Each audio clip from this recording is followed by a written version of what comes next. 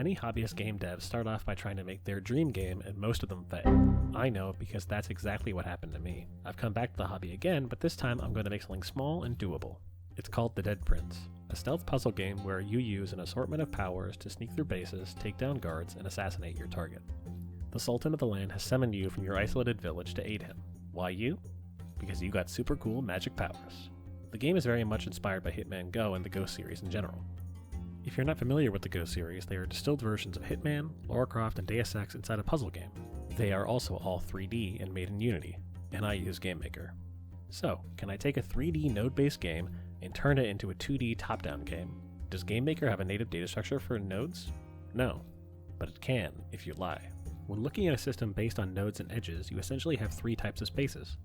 The spaces where you can't move, the spaces where you can stand, and the spaces where you can walk along. Assign a number value to each of those spaces and you realize that this same setup can be represented by a grid. So it looks node-based, but it's actually just a grid.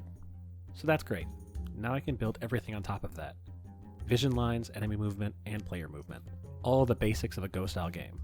But this is where my ability to use what was done in the Go series stops, and I have to make my own game design decisions. I want to make my game more of a stealth game than a puzzle game, which means bringing in new mechanics and tweaking the formula. Adding a skip button was a big deal, because allowing the player to lay in wait is a staple of the stealth genre, rather than being forced to move to end your turn. The same thing goes with having abilities tied to mana. The player chooses how and when to spend their powers. It's about how you want to solve the problems, which is closer to stealth game design. I could go on and on about this, but that's it for today. Please wishlist The Dead Prince on Steam. It's free and the best way to support me. Be sure to subscribe to see the next devlog and follow me on Twitter if you want to see more updates.